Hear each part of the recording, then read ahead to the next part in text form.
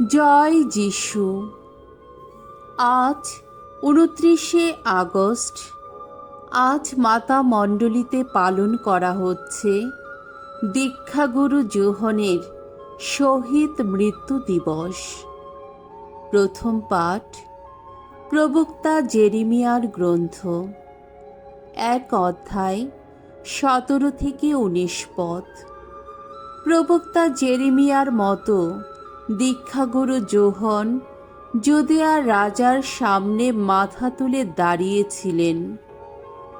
রাজা যোশিয়ার আমলে আমার প্রতি উচ্চারিত হল ভগবানের এই বাণী, এবার কোমর বেঁধে দাঁড়িয়ে ওঠো তুমি।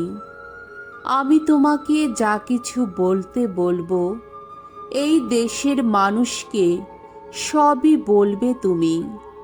দেখো, তাদের সামনে গিয়ে সন্ত্রস্ত হইও না, তাহলে আমিও তো তাদের সামনে তোমাকে সন্ত্রস্তই করব।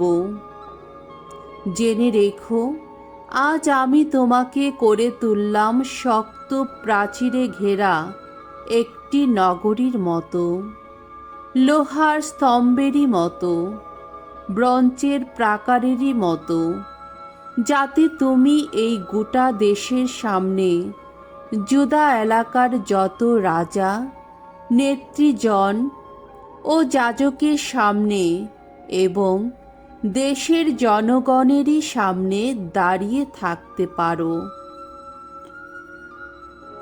তোমার বিরুদ্ধে যাবে ওরা, কিন্তু জয়ী হতে পারবে না কখনো, কেননা আমি যে তোমার সঙ্গেই রয়েছি, তোমাকে উদ্ধার করতেই রয়েছি। একথা শোনাচ্ছেন স্বয়ং ভগবান। প্রভুর বাণী। ঈশ্বরকে ধন্যবাদ। সাম সঙ্গীত ৭১ অধ্যায় ১ থেকে ৬ পদ, ১৫ পদ এবং ১৭ পদ। ধো, চিরদিন আমি গাইব তোমার ত্রাণ কর্মের বাণী। ভগবান, তোমারই তো নিয়েছি শরণ। দেখো, আমি যেন লজ্জায় না পড়ি কোনো দিন। তুমি যে ধর্মময়, উদ্ধার করো, বিপদ থেকে মুক্ত করো আমায়। শুনো, ওগো কান পেতে শুনো, আমায় রক্ষা করো। ওগো, আজ হও তুমি শৈলাশ্রয় আমার, হও প্রতি ক্ষণেরই আশ্রয়। তুমি তো আমাকে রক্ষা করবে বলেই স্থির করে রেখেছ। আমার শক্তি শৈল, আমার দুর্গ যে তুমি। ঈশ্বর আমার, দুর্জনের হাত থেকে আমাকে উদ্ধার করো তুমি।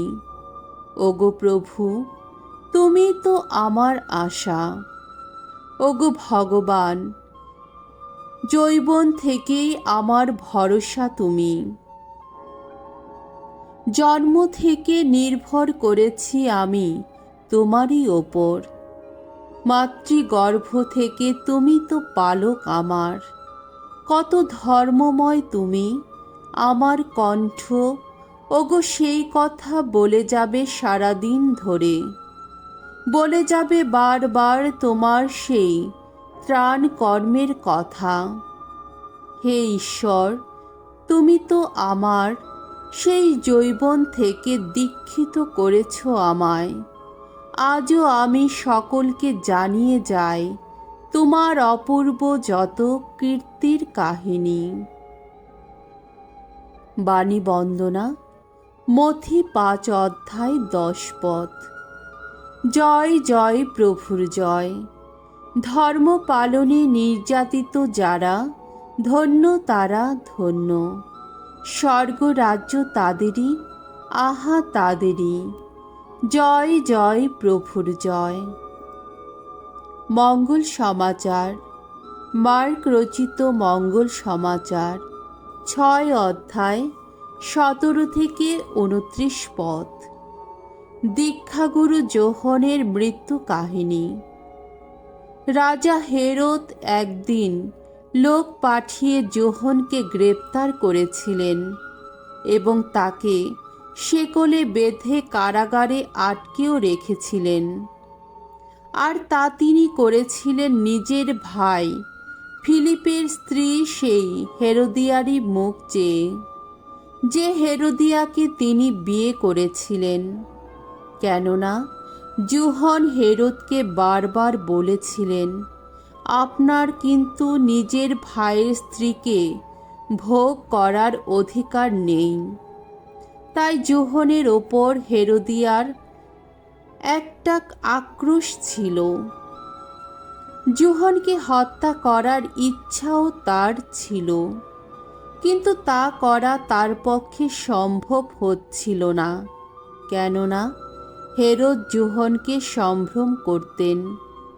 তিনি তো ভালোভাবেই জানতেন যে যোহন একজন ধার্মিক পুণ্যাত্মা মানুষ, আর তাই তিনি নজর রাখতেন তার যেন কোনো বিপদ না হয়। একদিকে যোহনের কথা শোনার পর তিনি যে কি করবেন তা তিনি বুঝে উঠতে পারতেন না, অথচ যোহনের কথা শুনতে তার কিন্তু ভালোই লাগত। এই সময়ে হেরোদিয়ার হাতে একটা সুযোগ এসে গেল। হেরোদ নিজের জন্মদিনে তার যত পদস্থ সভাসদ, যত সেনাপতি এবং গালিলিয়ার যত গণ্যমান্য লোকের জন্যে একটি ভোজ সভার আয়োজন করলেন। সেদিন ওই হেরোদিয়ার মেয়ে সভায় নাচ দেখাতে এলো। সে হেরোদ ও তার অতিথিদের এমন আনন্দ দিল যে রাজা তরুণীটিকে বললেন, তোমার যা ইচ্ছে আমার কাছে চাও, তোমাকে তাই দেব। শুধু তাই নয়, তিনি তার কাছে শপথ করে একথাও বললেন, তুমি যা কিছু চাইবে আমি তাই দেব, এমনকি আমার রাজ্যের অর্ধেকটাও দিতে রাজি আছি। মেয়েটি তখন একবার বাইরে গিয়ে তার মাকে জিজ্ঞেস করল, বলো কি চাইবো আমি? হেরোদিয়া উত্তর দিল, দীক্ষাগুরু যোহনের মাথাটা। সে তখনই রাজার কাছে তাড়াতাড়ি ফিরে এসে আবেদন জানালো, আমার ইচ্ছা আপনি এখনই একটা থালায় করে আনিয়ে দীক্ষাগুরু যোহনের মাথাটা আমার হাতে তুলে দিন। রাজা খুবই ক্ষুব্ধ হলেন, কিন্তু তার ওই শপথের জন্যে আর উপস্থিত অতিথিদের কথা ভেবে তিনি তাকে না বলতে পারলেন না। তাই রাজা সঙ্গে সঙ্গে দেহরক্ষীদের একজনকে পাঠিয়ে দিলেন। তাকে আদেশ দিলেন সে যেন যোহনের মাথাটা নিয়ে আসে।